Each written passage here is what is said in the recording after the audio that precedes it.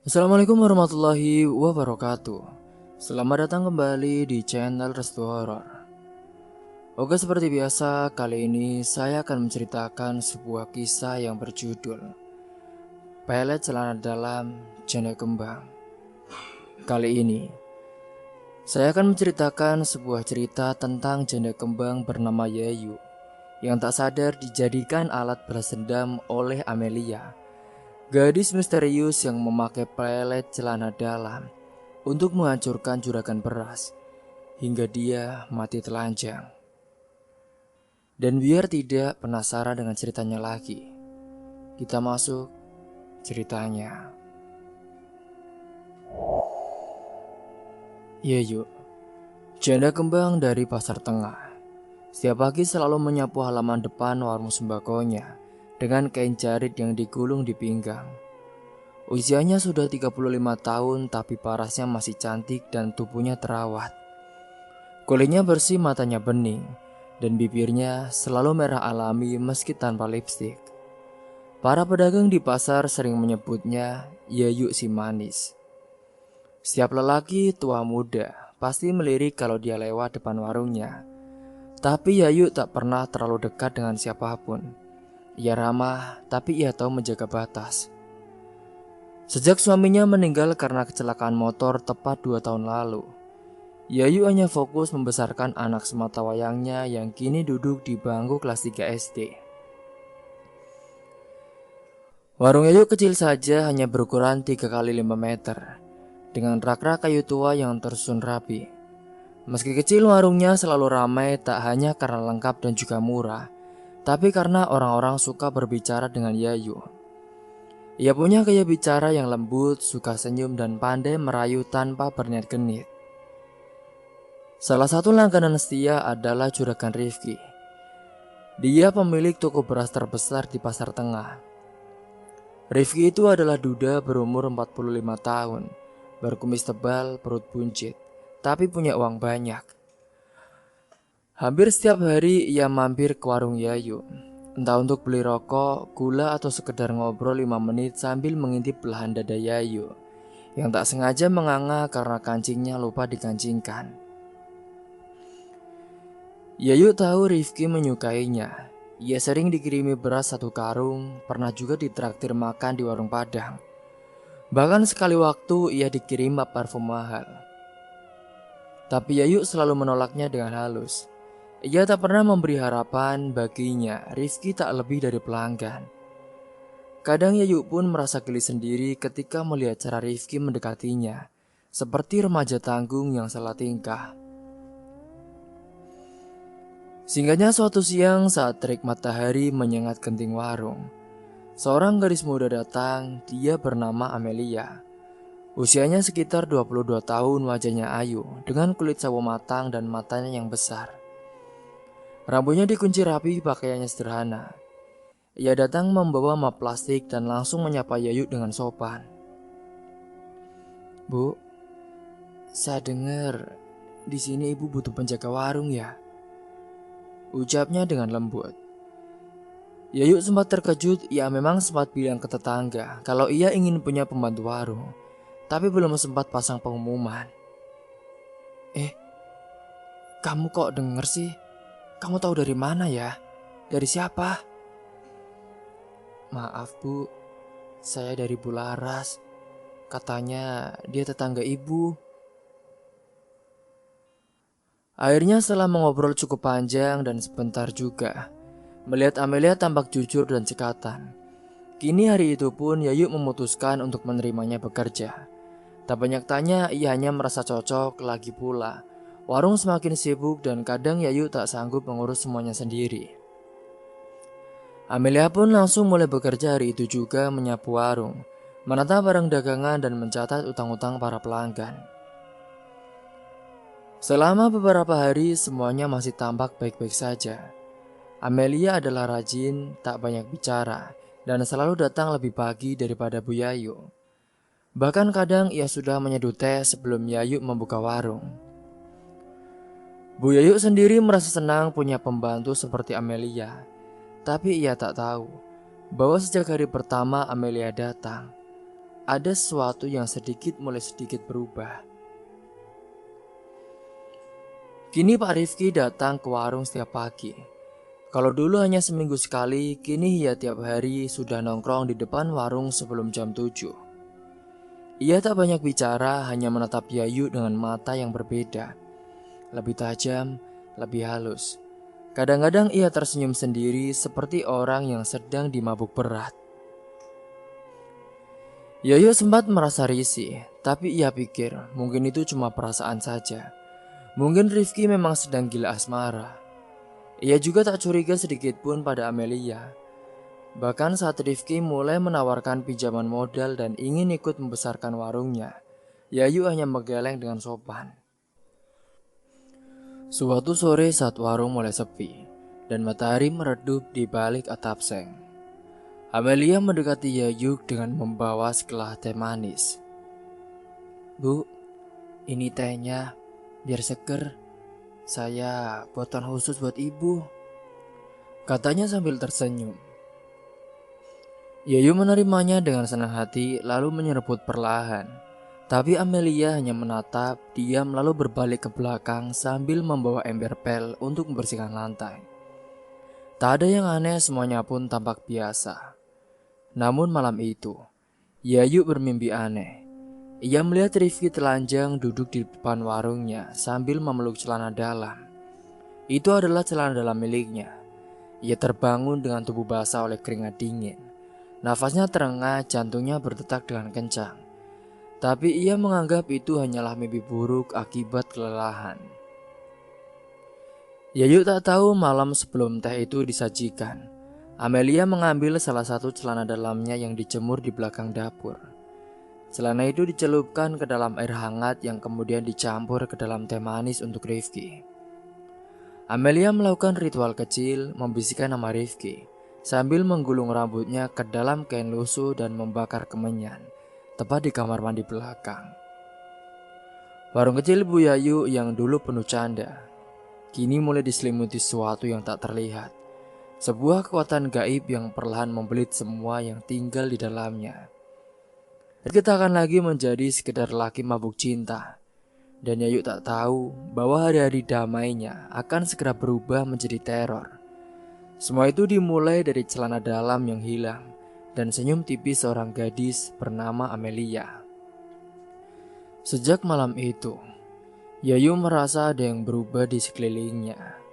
Udara di dalam warung terasa lebih dingin dari biasanya, meskipun siang hari terik menyengat.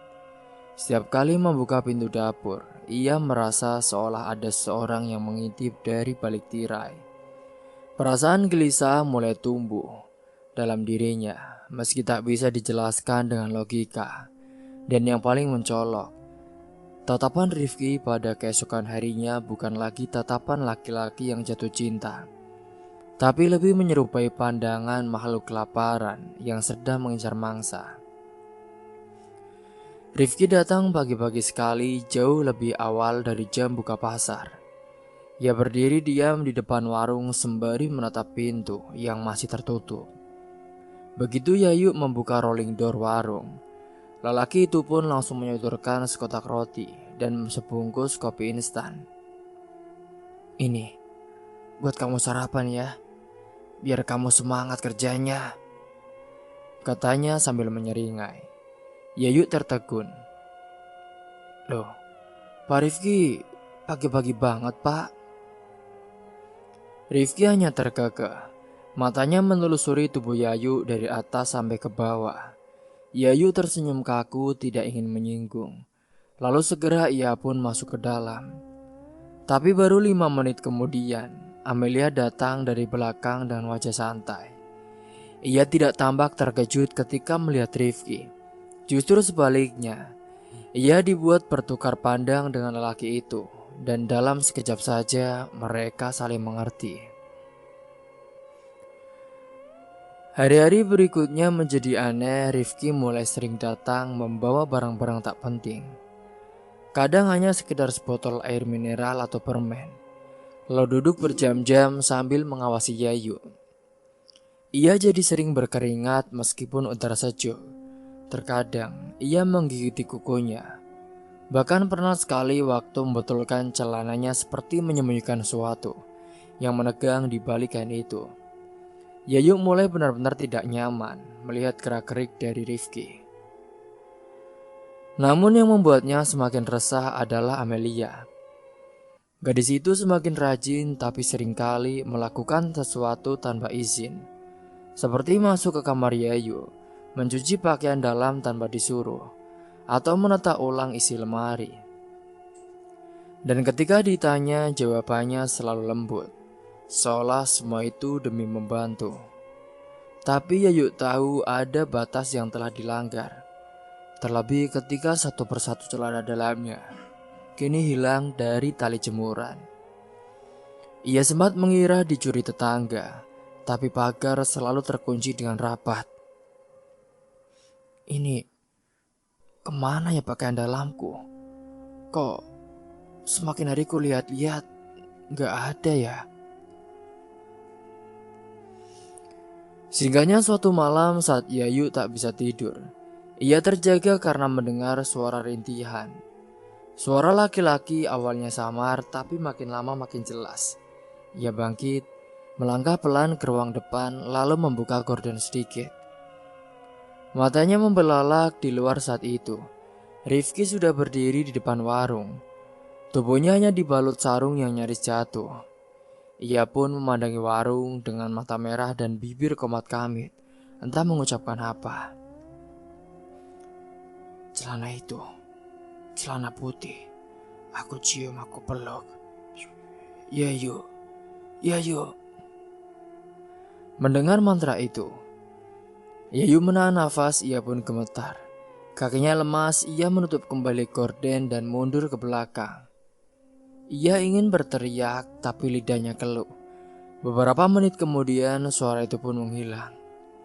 Dan ketika ia memberanikan diri mengintip kembali, Rifki sudah tak ada, hanya bau kemenyan yang samar-samar tercium lewat celah jendela. Keesokan harinya, Amelia bersikap seperti biasa, seolah tak tahu apa-apa. Ia membuatkan teh, menyiapkan pembukuan, dan bahkan menanyakan kabar anak Yayu dengan senyum lebar. Tapi Yayu tak lagi bisa mempercayainya. Ia mulai mencurigai sesuatu yang lebih dari sekadar niat baik. Ia pun mencoba menghindari Rifki, menolak pemberiannya dan menegaskan batasan. Tapi kini Rifki semakin menjadi-jadi. Puncaknya terjadi di hari Jumat ketika Rifki masuk ke dalam warung tanpa izin dan langsung menjambak rambut Yayu dari belakang sambil meracau. Yuk, aku udah gak tahan nih. Aku lihat kamu loh di mimpiku. Setiap malam kamu datang ke kamar. Kamu duduk di bangkuanku. Kamu kasih celana dalammu itu, Yuk. Apa-apaan sih, Pak? Yayu menjerit dan memukul tangan Rifki. Amelia pun langsung datang berpura-pura terkejut dan menarik Rifki keluar dengan tenaga mengejutkan. Warga pasar mulai berdatangan tapi Rifki sudah kabur lebih dulu. Yayu gemetar, menangis. Wajahnya merah dan sangat malu. Itu kali pertama ia merasa betul-betul terancam. Dan saat malam tiba, Yayu duduk sendirian di dalam kamar. Ia membuka laci lemari dan memeriksa semua pakaiannya. Di pojok belakang laci, ia menemukan benda aneh. Sebuah gulungan kain hitam kecil, dibungkus dengan rambut rontok, dan dililit benang merah. Saat ia buka, baunya menyengat seperti daging busuk. Ia pun hampir muntah dan seketika ia sadar itu bukan benda biasa. Dengan tangan gemetar saat itu, ia membawa benda itu ke belakang dan membakarnya. Api menyala biru dan terdengar seperti suara mendesis pelan. Malam itu, ia tak bisa tidur. Matanya terus melirik ke jendela, ia merasa Amelia tahu apa yang ia lakukan.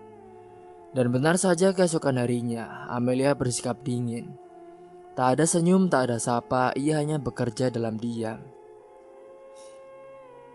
Yayu yang mulai merasakan ketidaknyamanan, ia pun mencari cara untuk mengusir Amelia. Tapi ia bingung, tak punya alasan kuat. Kalau mengusir tanpa bukti, bisa-bisa jadi bahan omongan. Apalagi warung mulai sepi karena gosip tentang Rifki yang kesurupan cinta. Orang-orang mulai berbisik bahwa Yayu memakai susuk ataupun pengasihan. Ada juga yang bilang warungnya ada jin penglaris. Kenapa bisa ramai terus? Semua ucapan itu sangat menusuk hati Yayu. Ia hanya ingin hidup tenang, tapi kini semua mengerti. Rasanya seperti berbalik menghancurkannya. Singgahnya hari Sabtu saat Rifki kembali datang. Tapi kali ini ia hanya berdiri di seberang jalan. Ia telanjang, benar-benar tanpa selai benang pun. Ia tertawa-tawa sambil mengangkat kedua tangannya, memamerkan tubuhnya ke arah semua orang. Warga pun panik. Beberapa mencoba menutupi tubuh Rifki dengan sarung, tapi ia menolak, bahkan sempat berlari ke arah warung Yayu sambil berteriak, "Yayu, ini aku Yu, aku siap kau miliki. Celana itu, aku punya celana itu Yu." Yayu pingsan di tempat. Beberapa orang menolong dan Rifki akhirnya dibawa paksa oleh petugas ke rumah sakit jiwa. Dan saat malam datang, warung itu tak lagi terang. Amelia berdiri di pojok ruangan memandangi foto kecil di dompetnya. Foto seorang perempuan yang mirip dengannya. Hanya saja wajah di foto itu penuh luka. Bibir sobek dan mata sembab. Ia mengusap foto itu perlahan lalu berbisik, "Kak, aku sudah mulai membahas Kak. Dia belum tahu siapa diriku sebenarnya. Tapi dia akan tahu segera." Dan di luar warung sembako kecil itu, kini mulai diselimuti kabut halus yang muncul entah dari mana. Di kejauhan, suara tertawa pelan terdengar samar, menandai bahwa malam belum selesai dan horor belum berakhir. Yayu terbangun tengah malam dengan nafas memburu dan keringat dingin membasahi seluruh tubuhnya. Ia bermimpi melihat Rifki berdiri di dapur belakang, menatapnya sambil memegang celana dalam miliknya yang sudah basah kuyup, lalu memakainya di kepala sambil tertawa-tawa seperti orang gila. Ketika ia membuka mata, suara cekikan itu belum benar-benar hilang dari telinganya. Ia menatap langit-langit kamar yang gelap. Jantungnya berdetak tak karuan. Dari arah dapur, samar-samar tercium aroma kemenyan yang menyengat. Padahal ia tidak pernah menyalakan apapun malam itu. Dengan tubuh menggigil, Yayu berjalan pelan ke ruang tengah, hendak memastikan pintu dan jendela terkunci. Namun saat ia melewati kamar Amelia, ia mendengar suara berbisik, pelan dan juga panjang. Seperti orang membaca doa, tapi dengan intonasi tak dikenal. Yayu pun menempelkan telinganya di pintu. Ia yakin suara itu berasal dari Amelia. Kata-katanya terdengar cepat dan sekali, seperti menahan tangis. Ketika ia mengintip lewat celah pintu, matanya langsung membelalak. Di dalam kamar itu, Amelia duduk bersila di atas lantai dengan tubuh setengah telanjang. Di hadapannya ada lilin merah menyala, segelas air dan sebuah celana dalam yang dikenalnya. Itu adalah celana dalam miliknya. Tangan Amelia menggenggam selai rambut sambil membaca sesuatu dari kertas kusam. Yayu pun mundur pelan menahan jeritan yang nyaris keluar dari mulutnya. Ia langsung kembali ke kamar, mengunci pintu dan berdoa sekuat tenaga. Dadanya sesak, jelas sudah bahwa yang terjadi selama ini bukanlah kebetulan biasa. Singkat cerita, pagi harinya Rifki dikabarkan dibawa ke rumah sakit jiwa. Tapi yang membuat geger adalah caranya ditemukan. Ia ditemukan terkapar di depan toko sembakonya sendiri, masih dalam keadaan telanjang bulat. Bibirnya berbuih, matanya kosong memandangi langit, dan tubuhnya sudah menggigil. Orang-orang mengatakan ia terus berteriak-teriak memanggil nama Yayu, menciumi tanah dan mencoba menulis sesuatu di dinding toko dengan darah dari hidungnya sendiri. Yayu mendengar kabar itu dari tetangganya. Ia hanya bisa terdiam. Jantungnya nyaris berhenti ketika seorang menyodorkan foto Rifki yang diambil diam-diam oleh pedagang lain. Di foto itu Rifki duduk bersila di depan tokonya dengan tulisan aneh di dinding. Aku sudah diberi, tapi aku masih mau lagi. Aku ketagihan.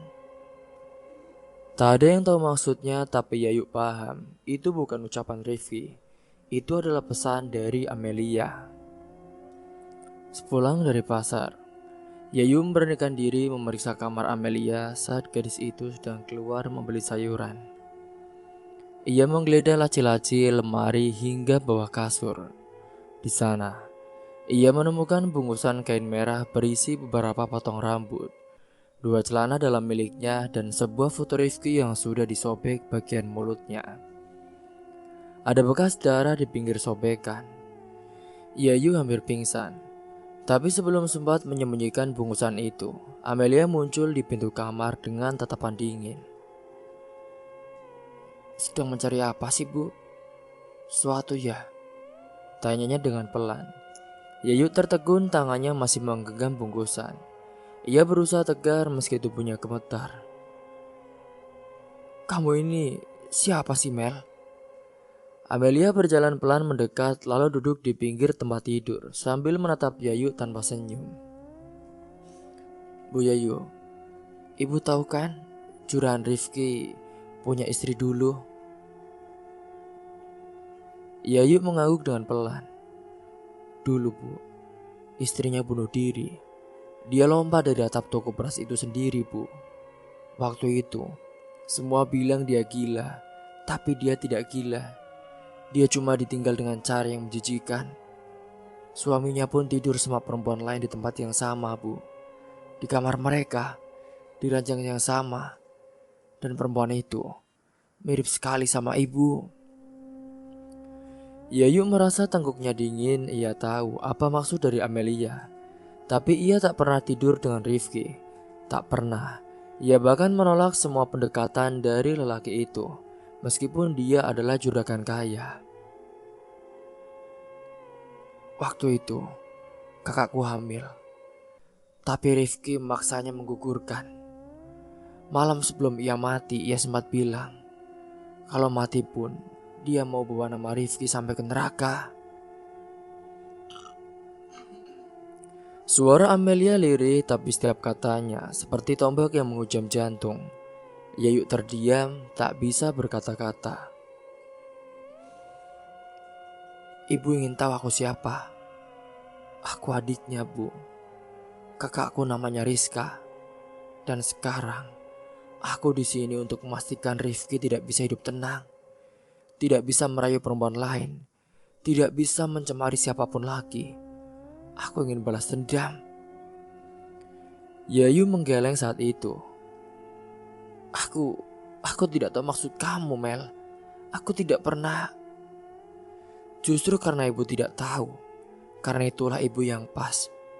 Lelaki sepertinya harus dikebiri hasratnya, Bu. Dan sekarang sudah hampir selesai. Tinggal satu langkah lagi. Amelia bangkit dan mengambil bungkusan dari tangan Yayu dengan paksa. Lalu ia berjalan keluar kamar meninggalkan Yayu yang terduduk dengan dada berdegup tak karuan. Malam itu Yayu memutuskan pergi ke rumah dukun tua yang tinggal di ujung kampung. Namanya Mbah Wiryo. Orang yang biasa dimintai pertolongan saat ada gangguan tak kasat mata. Ia membawa bungkusan kain yang sempat ia selamatkan. Potongan kuku Rifki yang ia temukan di dalam rak etalase warung. Saat itu, Mbah Wiryo menyambut dengan wajah murung setelah memeriksa isinya. Katanya yang dilakukan Amelia sudah masuk ke ranah ilmu untuk menguji birahi dan juga pengaburan pikiran. Tujuannya bukan sekedar membalas, tapi menghancurkan sampai ke dasar jiwa. Mbah Wiryo sempat menyarankan agar Yayu mengusir Amelia, tapi dengan cara halus. Jangan konfrontasi, karena itu bisa berbalik. Bu, kalau sudah nyatu dengan arwah dendam, maka anak itu bukan manusia lagi, kata Mbak Wiryo sambil menaburkan garam ke dalam kelapa hijau yang dibelah dua. Yayu pulang dengan rasa takut yang tak bisa ia sembunyikan. Ia tahu ia terjebak dalam pusaran dendam yang bukan miliknya. Tapi semua itu terjadi karena warungnya, karena dirinya yang tak tahu apa-apa, dan karena celana dalam yang ia anggap hanya selai kain, tapi ternyata jadi medium balas dendam yang mengerikan. Tengah malam suara tertawa kembali terdengar. Kali ini lebih keras, lebih panjang, seperti berasal dari dalam rumah. Ketika Yayu membuka matanya, ia melihat seseorang berdiri di depan ranjangnya.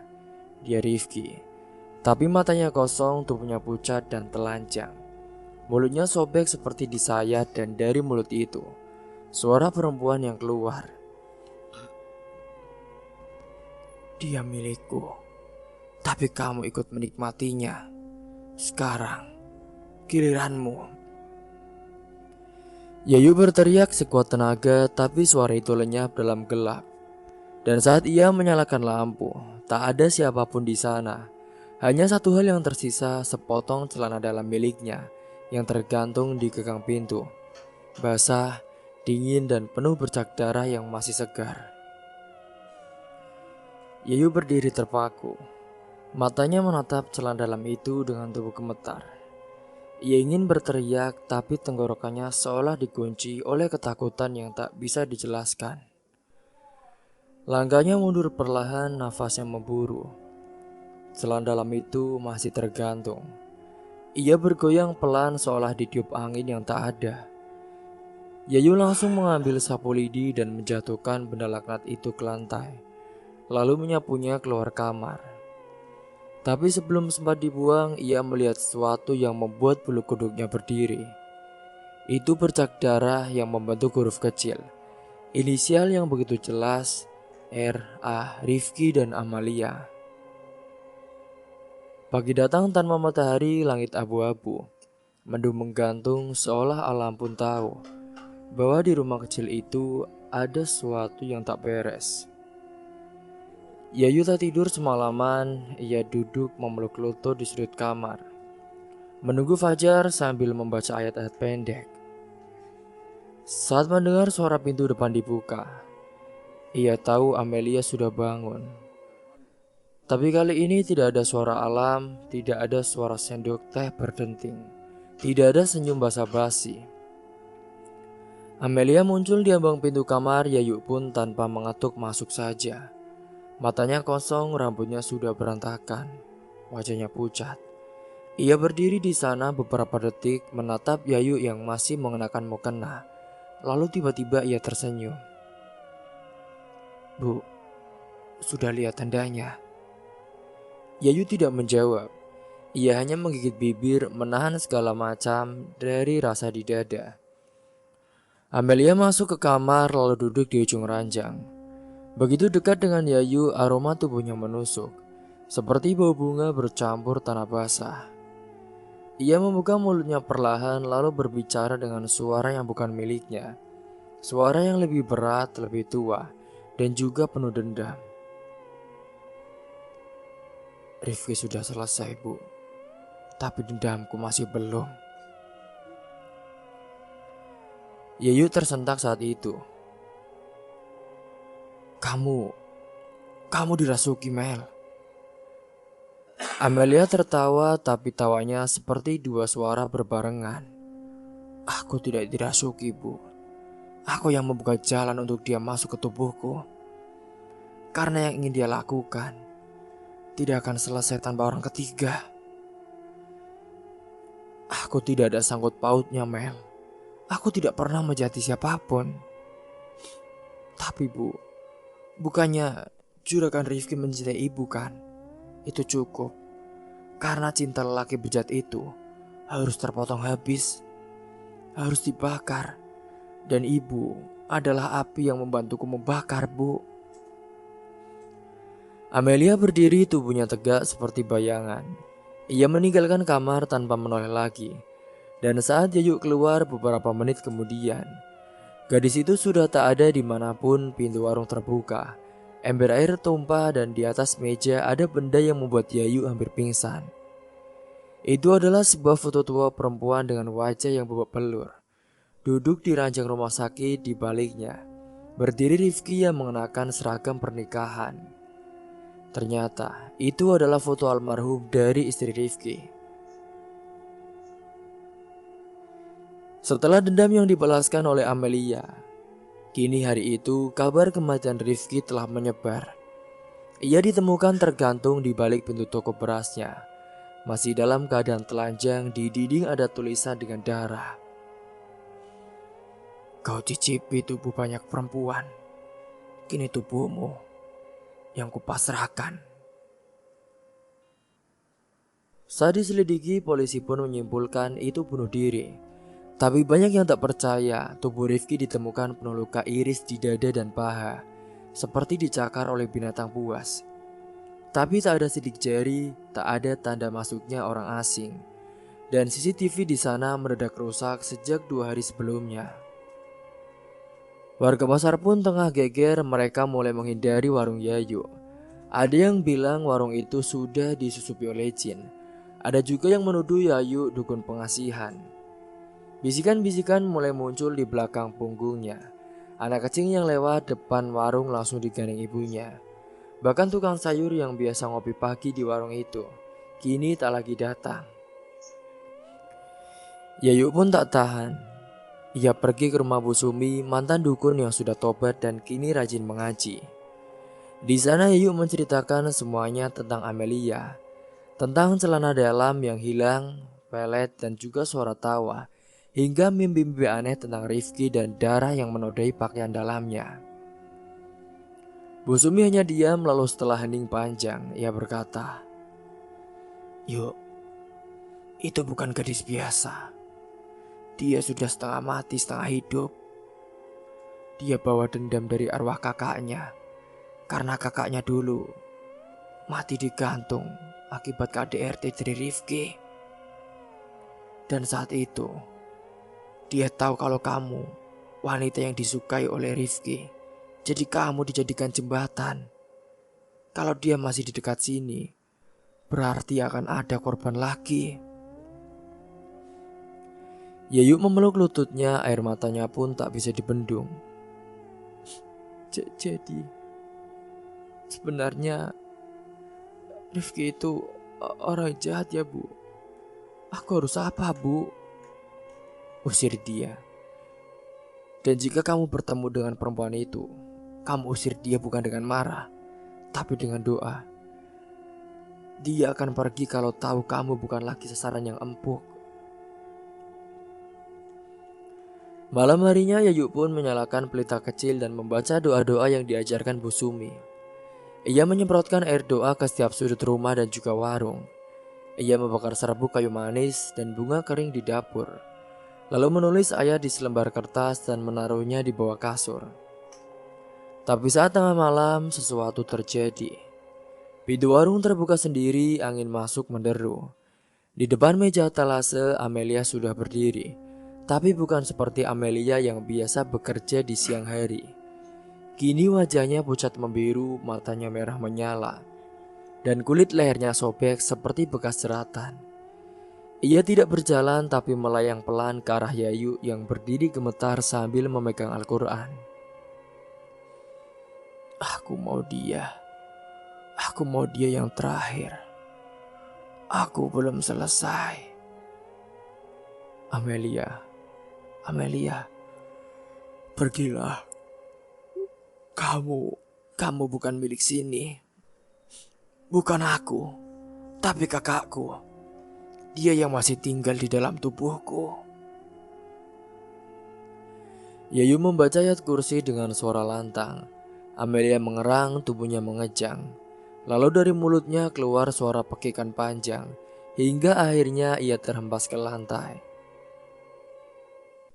Keesokan paginya, pagi datang dan hujan rintik. Saat tetangga lewat depan warung, mereka melihat sesuatu yang tak pernah bisa mereka lupakan seumur hidup. Di depan warung, di bawah tiang lampu jalan, ada seorang perempuan muda tergolek kaku. Rambutnya terurai, tubuhnya ditutupi mukena, dan di tangannya menggenggam foto lusuh. Itu adalah foto Amelia. Kini polisi datang, ambulan pun membawa tubuhnya. Di belakang lehernya ditemukan luka bakar kecil berbentuk simbol aneh. Di kamarnya hanya tersisa setumpuk baju dan segelas teh yang masih hangat. Sejak hari itulah, warung Yayu ditutup. Ia membawa anaknya pergi ke rumah saudaranya di luar kota. Tak ada yang tahu kemana ia pindah. Tapi beberapa orang percaya, ketika malam tiba, suara cekikikan masih terdengar samar di lorong-lorong pasar tengah. Dan kadang, di depan toko beras yang kini kosong, terlihat sosok perempuan berdiri menatap warung kecil itu sambil menggenggam selai celana dalam. Singgahnya sejak kematian Rifki dan ditemukannya tubuh Amelia di depan warung. Kini suasana pasar tengah berubah drastis. Tak ada lagi suara siulan para pedagang saat melihat Yayu lewat. Warung yang dulu selalu ramai kini tertutup rapat. Tapi selamanya Yayu tinggal dalam ketakutan. Kini beberapa hari setelah semuanya terjadi, seorang ustadz tua bernama Ustadz Hamdan. Ia datang mengunjungi rumah saudaranya yang ternyata masih satu RT dengan Yayu. Ustadz itu pun mendengar kisah tentang wanita yang kehilangan banyak hal akibat kutukan gaib dan datang tanpa diundang. Ia bertemu dengan Yayu. Ia duduk di ruang tamu kecil sambil menyeruput air teh hangat yang telah disediakan. Suaranya lembut tapi dalam, tatapannya tajam tapi menenangkan. Setelah mendengarkan seluruh kisah yang keluar dari mulut Yayu tentang Amelia, tentang kematian Rifki, dan juga tentang celana dalam yang dijadikan sarana pelet, dan tentang malam-malam penuh teror, ia pun menarik nafas panjang. Jadi seperti itu Pak Ustadz. Tapi, apa ibu tahu kenapa hanya ibu yang dipilih? Saya tidak pernah menyakiti siapapun, Ustadz. Mungkin karena dia suka sama saya, tapi saya bahkan menolak dia dengan cara halus. Justru karena itulah, Bu. Karena ibu tak bersalah. Karena ibu adalah sosok yang murni. Dendam itu butuh jalan, dan ibu dijadikan jalan. Amelia bukan gadis biasa, Bu. Dia sudah menyerahkan dirinya. Ia telah melakukan syarat terakhir untuk bisa menjadi budak setan.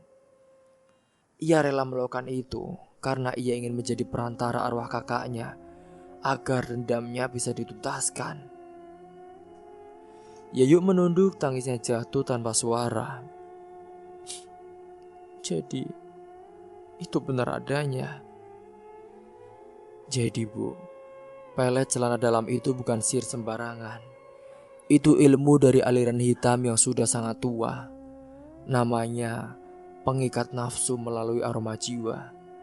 Kain yang pernah disentuh dan menyentuh kulit perempuan yang dicintai menjadi medium utama. Dan jika sudah disihir dan diberikan kepada target lewat makanan atau minuman, maka seluruh akal sehat akan perlahan rusak. Cinta akan berubah menjadi obsesi, dan nafsu akan berubah menjadi racun. Dan ketika target sudah tak bisa membedakan kenyataan dengan mimpi, maka dia akan tergila-gila pada si pemilik aroma sampai mati. Yayu terisak saat itu. Jadi Rifki mati karena dia. Iya, Rifki mati karena tubuhnya tak mampu menahan amarah dari arwah Rizka, mantan istrinya.